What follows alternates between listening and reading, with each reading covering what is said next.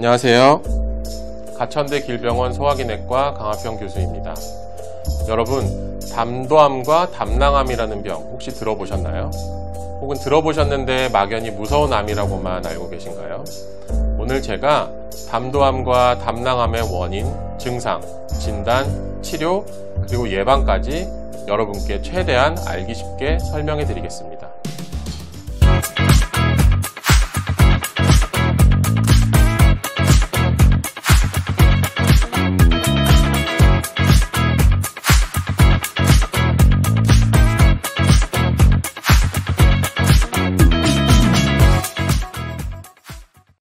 우리 몸에 간이 하는 여러 가지 일 중에는 담즙을 만들고 배출하는 일이 있습니다. 이 담즙은 십이지장으로 분비되어 음식물 소화, 노폐물 배출을 담당하게 되죠. 간에서 만들어진 담즙이 십이지장으로 분비되는 통로를 담도 또는 담관이라고 하고, 마치 시냇물이 큰 강줄기를 이루듯 여러 가느다란 길이 간 안에서부터 하나하나 합쳐져 한 개의 통로가 돼서 십이지장까지 이어집니다. 담즙은 소화제 역할을 하니까 주로 식후에 한꺼번에 많은 양이 배출되는 게 유리하기 때문에 담도 옆에 담즙을 저장하는 주머니가 하나씩 달려 있습니다. 그걸 담낭 또는 쓸개라고 합니다. 일종의 저수지 같은 거라고 보면 되는데요. 공복에는 담즙이 거기 꽉 들어차서 빵빵해져 있다가 식사를 하면 신호를 받아서 쭉 수축이 돼서 저장한 담즙을 한꺼번에 많은 양을 짜줘서 장으로 분비를 하게 됩니다. 이 통로 그리고 주머니, 즉 담도와 담낭에서 암이 생길 수 있는데 이 암을 담도암, 담낭암이라고 합니다. 생기는 위치에 따라 좀 더 이름을 세분화해서 부르기도 합니다. 담도는 간 안에서 시작돼서 간 바깥쪽까지 이어지고, 그리고 끝에서는 췌장을 뚫고 지나가서 십이지장으로 연결이 되게 되는데요. 간 안쪽의 담도에서 생긴 암을 간 내 담도암, 간 바깥에서 생긴 암을 간 외 담도암이라고 합니다. 그림에서는 1번이 간 내 담도암이고 2번, 3번이 간 외 담도암입니다. 간 외 담도암 중에서도 왼쪽 간과 오른쪽 간에서 내려오는 담도가 합쳐지는 여기 삼거리 같은 곳이 있는데 그곳을 간문부라고 하고, 여기 생긴 암을 간문부 담도암이라고 합니다. 2번에 해당하겠죠. 3번은 그보다 아래쪽 완전히 하나로 합쳐진 담도를 총담관이라고 하는데 여기서 생기는 총담관암을 말합니다. 그리고 마지막으로 담낭에서 생기는 담낭암이 있겠습니다. 이 모두를 통칭해서 담도계암이라고 부르고, 대한민국이 전 세계적으로 발생률 1위, 2위를 다툴 정도로 세계적으로 우리나라에서 꽤 흔한 편입니다. 담도계암은 생기는 위치에 따라 그 원인도 조금씩 다를 것으로 생각되고 수술 방법도 다릅니다. 단 항암 치료를 하는 경우에 아직까지는 위치에 관계없이 거의 동일하게 치료를 하고 있는데, 뒤에서 자세히 말씀드리겠지만 앞으로는 담도계암도 생기는 위치나 개인별 암 돌연변이 상태에 따라서 항암 치료 방법이 많이 달라질 것으로 생각됩니다.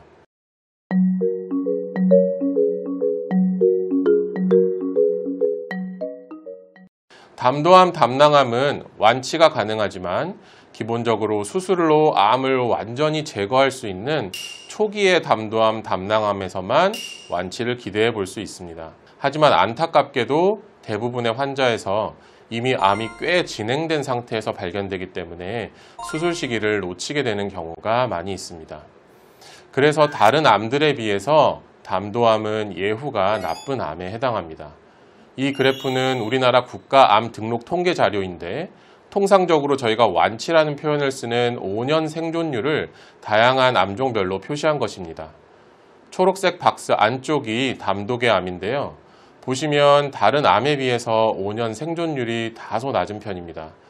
특히 가장 옅은 보라색은 수술이 가능한 초기 환자들을 나타낸 것인데, 갑상선, 위, 대장, 유방암 등은 초기에 진단되면 거의 대부분 완치되는 반면 췌장암이나 담도암은 초기라 하더라도 5년 생존율이 50% 전후밖에 되지 않습니다.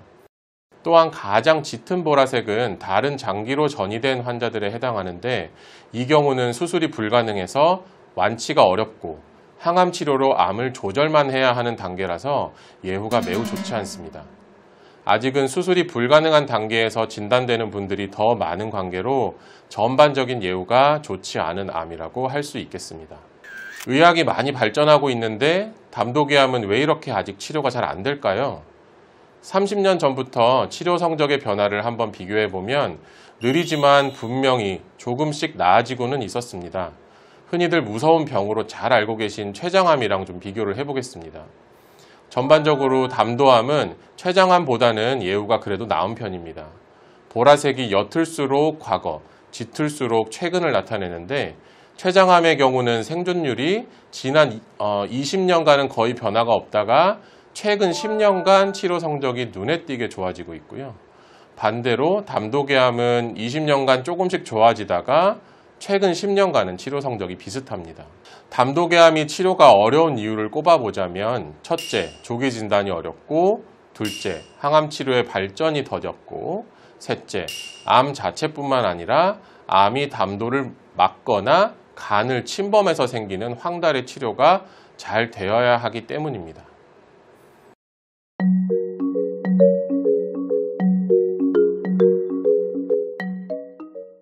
담도암, 담낭암으로 진단되신 분들은 이 암이 나에게 왜 생겼을까 많이 궁금해 하십니다.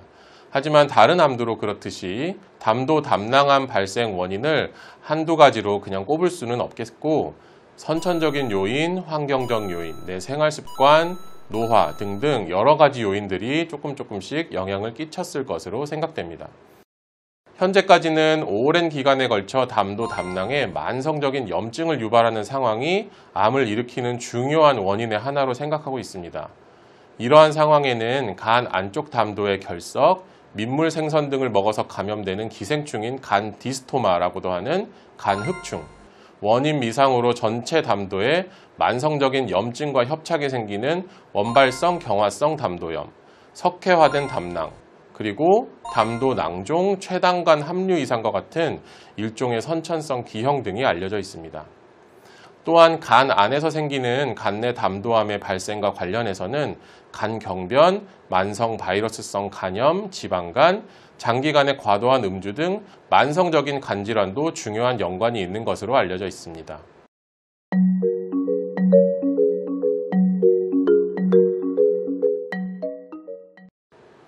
담도암의 가장 흔한 증상은 황달로 약 90%에서 이 증상이 나타납니다. 담도에서 암이 생기면 담도가 서서히 좁아지면서 결국 담즙이 배출되지 못하게 되기 때문에 간과 혈액, 피부에 빌리루빈이라는 성분이 쌓여서 우리 눈과 피부가 노랗게 되는 겁니다. 더불어서 소변이 검붉어지거나 커피색처럼 변하고 심한 경우 대변이 밀가루 반죽처럼 회백색이 되기도 합니다. 하지만 황달은 일정 수준 빌리루빈 수치가 상승하기 전에는 나타나지 않을 수 있기 때문에 암 발생 초기에 반드시 나타나는 증상은 아닙니다. 그리고 담낭암의 경우 담도와 멀리 떨어진 위치에서 암이 생기면 담도가 좁아지는 현상이 나타나지를 않아서 약 절반 정도에서는 황달이 발생하지 않을 수 있습니다. 다른 증상으로는 내가 다이어트나 힘든 운동 등을 따로 하지 않았는데 이유 없이 체중이 단기간에 5, 6kg 이상 빠지거나 만성적인 피로, 입맛이 없고 식사가 어렵고 밥만 먹으면 구토가 잦은 경우에 있을 수도 있습니다. 또한 통증도 동반될 수 있는데 주로 윗배나 오른쪽 갈비뼈 아래 통증이 유발되고 고열이 동반되는 경우도 있습니다. 하지만 담도암, 담낭암을 초기에 발견할 수 있는 뚜렷한 특이적 증상은 없습니다. 앞서 말씀드린 황달이나 체중 감소, 피로, 식사량 감소 등은 담도계 암에서만 볼 수 있는 증상이 아니라 암이 아닌 아주 다양한 질환에서도 나타날 수 있는 비특이적인 증상입니다. 따라서 앞서 말씀드린 증상이 지속되고 쉬이 호전되지 않는 경우 담도암이 아닐까 미리 걱정하실 필요는 없겠지만 우선 병원에 가서 검사를 한번 받아보시는 것이 좋겠습니다.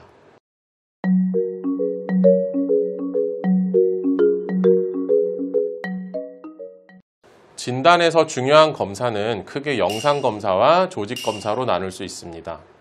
기본적으로 CT, MRI를 촬영해서 암으로 의심되는 혹이나 담도가 좁아지거나 늘어난 곳이 있는지, 담도와 담낭 이외에 암 전이로 보이는 부분이 있는지 등을 확인하게 됩니다.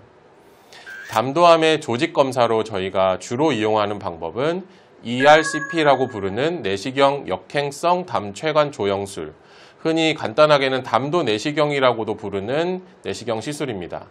입을 통해서 십이지장으로 내시경을 넣어서 담즙이 나오는 구멍을 찾아서 담도로 기구를 넣어서 담도가 좁아진 부위를 확인하고 까끌까끌한 솔로 거기를 여러 번 문지르거나 작은 조직 검사용 집게로 좁아진 부위의 조직을 일부 뜯어서 검사를 할 수가 있습니다. 사진에 집게가 보이시죠? 하지만 흔히 담도 내시경이라고 부르는 것과 달리 이 방법은 사실 실제로 담도 안으로 내시경이 들어가는 검사는 아닙니다. 사진에서 보시듯 검고 하얀 엑스레이 사진을 실시간으로 보면서 좁아진 부위를 가늠해서 조직 검사를 하는 겁니다.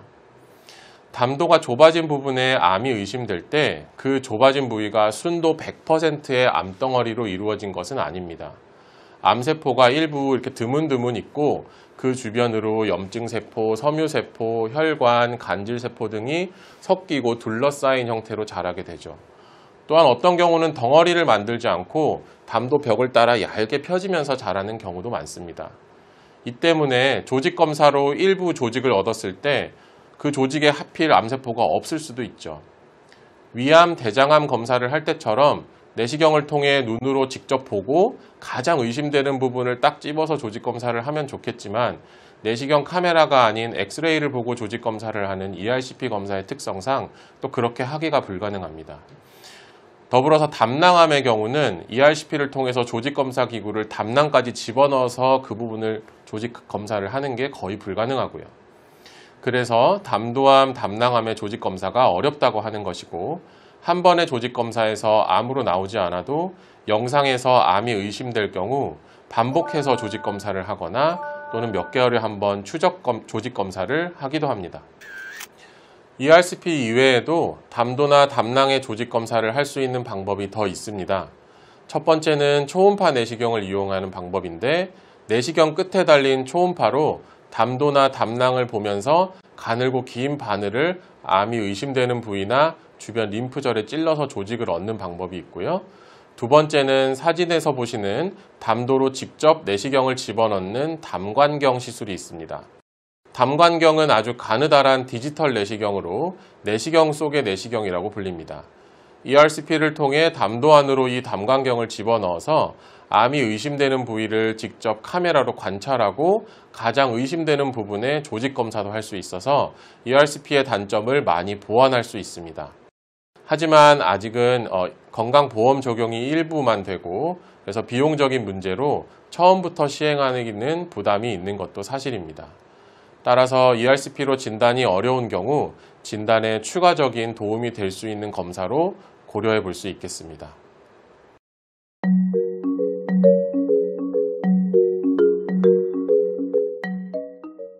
초기에 진단된 경우는 수술을 시행하여 완치를 노립니다. 수술 방법은 암이 생긴 위치에 따라 다양해서 간을 일부 절제하거나 간과 담낭을 절제하거나 담도만 절제하거나 또는 담도, 췌장, 그리고 십이지장을 함께 절제하는 경우도 있습니다. 수술 후 최종 병리 결과에 따라 재발 방지 목적으로 항암 치료 또는 항암 방사선 치료를 6개월간 추가하기도 합니다. 아직까지는 수술이 불가능할 정도로 진행된 단계에서 진단되는 분들이 더 많고 따라서 담도암, 담낭암으로 진단되시는 분들이 대부분 받게 되시는 치료는 전신 항암 치료일 겁니다. 이 경우 대부분은 완치가 목적이 아닌 암의 성장을 억제하고 조절하는 목적으로 치료를 하게 되고요. 앞서 말씀드렸듯 췌장암이 지난 10년간 치료 성적이 많이 향상되고 있는 것에 비해서 담도계암은 지난 10년간 치료 성적의 향상이 크게 없었습니다. 가장 큰 이유는 지난 10년간 초기 항암 치료로 추천되는 젬시타빈 더하기 시스플라틴 병용요법, 줄여서 젬시스 요법을 능가할 치료법이 아직 나타나지 않았었기 때문입니다. 하지만 최근 드디어 이 담낭암, 담도암 치료법에 큰 변화가 나타나기 시작했습니다. 우선 초기 치료로 젬시스 요법에 면역 항암제로 알려진 면역 관문 억제제를 추가로 사용했을 때 젬시스 요법 단독만 한 것보다 더 치료 성적이 좋다는 두 개의 대규모 임상 연구 결과들이 나와서 약 10년 만에 초기 치료제에 대한 진료 지침이 바뀌었습니다. 그리고 초기 치료에 실패한 경우 2차 치료로 사용할 수 있는 치료로서 암세포의 특정 돌연 변이를 표적으로 한 표적 치료제들의 개발이 최근에 많이 진행돼서 실제로 성공적인 치료 결과들이 나오고 있습니다. 특히 간내 담도암 쪽에서 좋은 약들이 많이 나오고 있습니다. 이런 표적 치료제들은 일반적인 항암제에 비해 부작용이 적고 더 우수한 치료 성적을 보일 수 있다는 장점이 있지만 NGS-같이 유전자 검사를 시행해서 암세포의 특정 돌연 변이가 확인되어야 사용할 수 있고 아직은 비용이 너무 비싸고 국내에는 도입이 되지 않은 약도 많아서 아직은 널리 사용되기에는 제한점이 많은 상황입니다.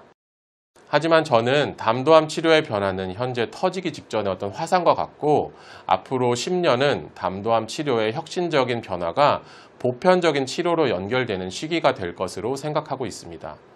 앞으로 좋은 임상시험 결과들이 더 쌓여서 국내 도입이 촉진되고 건강보험을 통한 비용 문제 등이 해결되어 더 많은 분들이 더 좋은 치료를 받을 수 있게 되기를 기대해 봅니다. 담도계암은 담도가 좁아져 담즙 배출이 안 되고 황달이 생기는 경우가 많다고 말씀드렸습니다. 황달이 해결이 안 되면 간 기능에 문제가 생기고 담도에 세균 감염이 생길 수가 있습니다. 이게 심해지면 폐혈증으로 이어질 수 있는 위험한 상황으로 발전할 수 있고 이것 때문에 수술이나 항암 치료가 제때 시행되지 못하고 지연될 수도 있기 때문에 담즙 배출이 잘 될 수 있도록 하는 이 치료는 암 자체에 대한 치료만큼이나 중요하다고 할 수 있겠습니다. 좁아진 담도에 대한 기본적인 치료는 내시경인 ERCP를 통해 담도에 플라스틱이나 금속으로 된 스텐트를 넣어서 담즙이 이 좁아진 부위를 지나서 장으로 잘 배출될 수 있는 통로를 확보해 주는 것입니다. ERCP로 치료가 어려운 경우 피부 아래에 간을 찔러서 간 안쪽의 담도로 얇은 관을 넣어서 몸 밖으로 담즙을 빼주는 시술을 하기도 합니다. 스텐트는 3에서 6개월 정도 지나면 찌꺼기가 생기거나 또는 암이 스텐트 안쪽으로 자라 들어와서 막히기도 하는데 이 경우 스텐트를 교체하는 등의 재시술이 필요합니다. 최근에는 스텐트를 삽입하기 전에 좁아진 담도에 위치한 암의 일부를 고열로 태워버리는 고주파 소작술이라는 치료가 또 각광을 받고 있습니다. 사진은 간 문부 담도암의 양쪽으로 고주파 소작술을 시행한 것인데요. Y자로 보이는 간 문부 담도가 처음에는 많이 좁아져 있는데 그 상태에서 고주파 소작술을 시행하면 담도가 그 전보다 넓어진 것을 확인할 수 있습니다. 고주파 소작술을 통해 이어서 삽입하게 될 담도 스텐트의 기능을 더 오래 보존하고 국소암 성장을 억제하는 효과를 기대할 수 있습니다. 따라서 필요한 경우 이러한 치료를 추가해 볼 수 있겠습니다.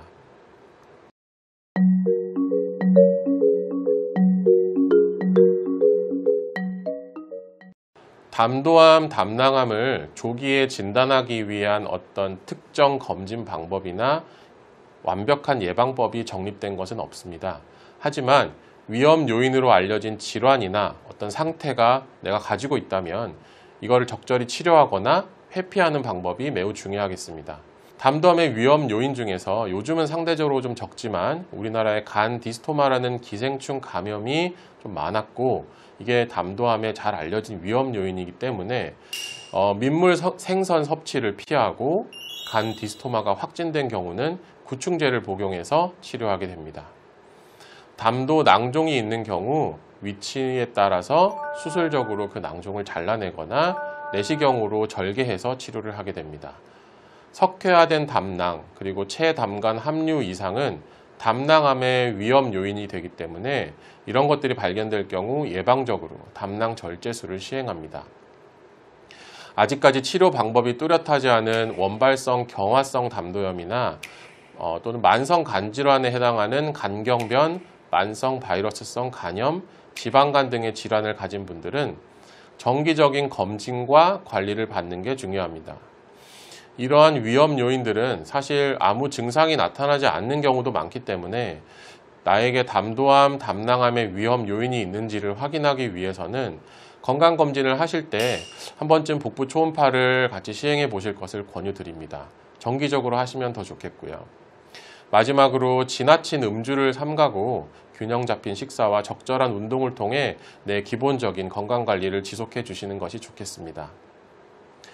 담도암은 분명 진단과 치료가 아직은 어려운 암에 해당합니다만 그렇기 때문에 더 나아질 여지가 많고 이미 큰 발전은 시작되고 있는 것으로 보입니다.